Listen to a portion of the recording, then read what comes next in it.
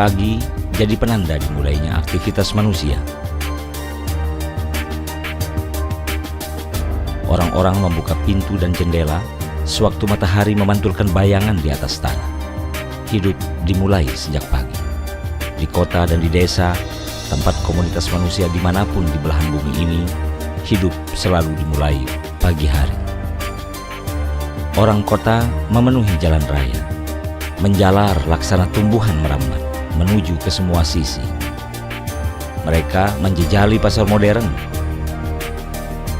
menyesaki pusat perkantoran, berkerumun di banyak titik keramaian. Orang desa meniti pematang menemui bulir padi mereka atau sekadar menyapa pepohonan. Nelayan di dusun pesisir menjalin jaring di tepi laut yang hangat. Tapi siapa yang mengabarkan kegembiraan dan kegelisahan orang kota dan orang desa?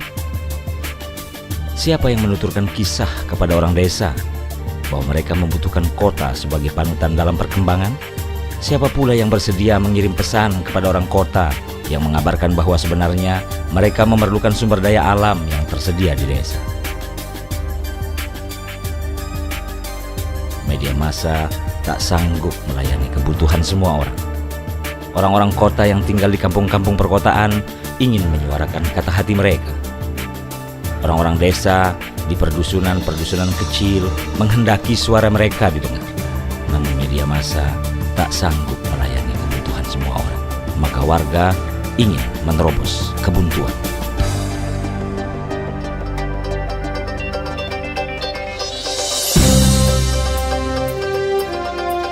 Partisipasi publik dapat didorong melalui tingkat penyebaran informasi yang merata di tengah masyarakat.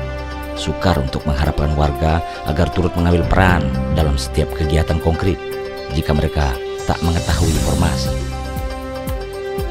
Dengan demikian, menyebarkan informasi sudah pasti memiliki jalinan amat kuat dengan upaya mendorong partisipasi publik dalam pembangunan.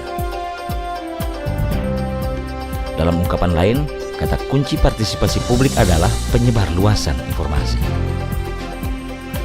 Itu juga akan menjadi tak cuma sekadar mendorong partisipasi publik belaka, melainkan berperan pula menentukan besaran dan arah partisipasi masyarakat agar lebih efektif.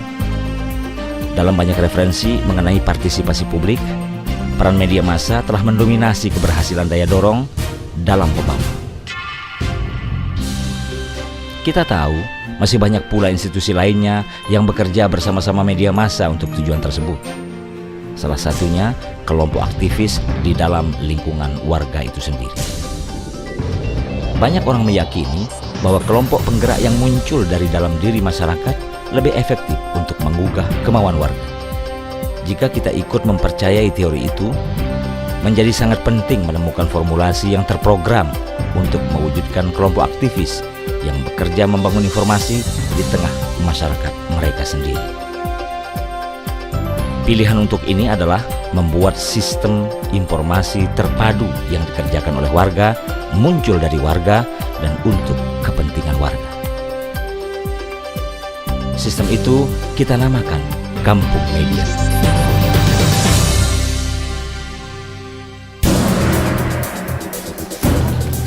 Gayung pun bersambut. Gerakan yang muncul dari masyarakat ini segera mendapatkan respon Gubernur Nusa Tenggara Barat. Sang gubernur kemudian menuangkannya dalam RPJM di tahun 2008 dan menjadikannya program terobosan di bidang penyebar luasan informasi.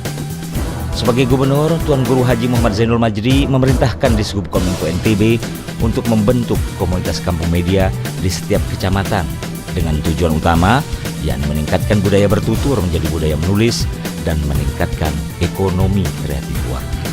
Pemerintah Nusa Tenggara Barat kemudian memfasilitasi komunitas kampung media dengan pelatihan berbasis teknologi informasi.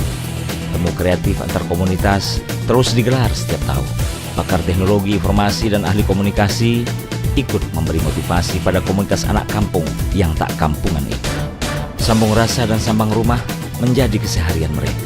Susah, senang, sedih, gembira mewarnai kekayaan informasi yang mereka tuliskan di laman blog mereka masing-masing.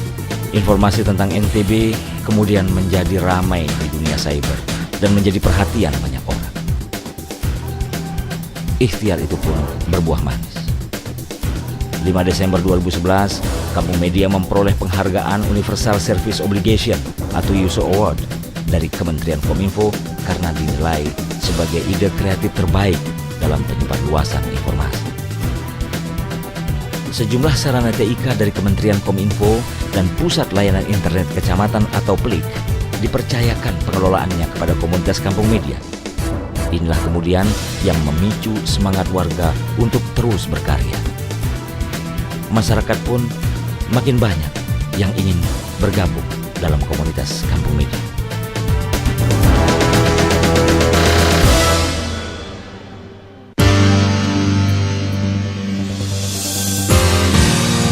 Semangat warga yang ingin bergabung kini terfasilitasi. Website Kampung Media meningkat menjadi portal terbuka. Warga masyarakat yang hendak bergabung wajib memenuhi persyaratan dan ketentuan Kampung Media dengan membuat akun. Masyarakat yang sudah bergabung dinamakan warga kampung. Setiap warga kampung mendapatkan hak, diantaranya memiliki laman blog pribadi, membaca, menulis, dan memberi komentar. Namun setiap tulisan dan komentar warga kampung terlebih dahulu melalui proses tim editor.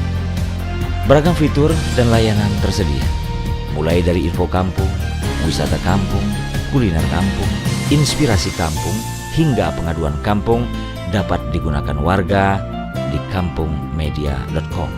Tersedia pula koran kampung dan majalah kampung berbasis e-paper, serta TV kampung dan radio kampung berbasis streaming.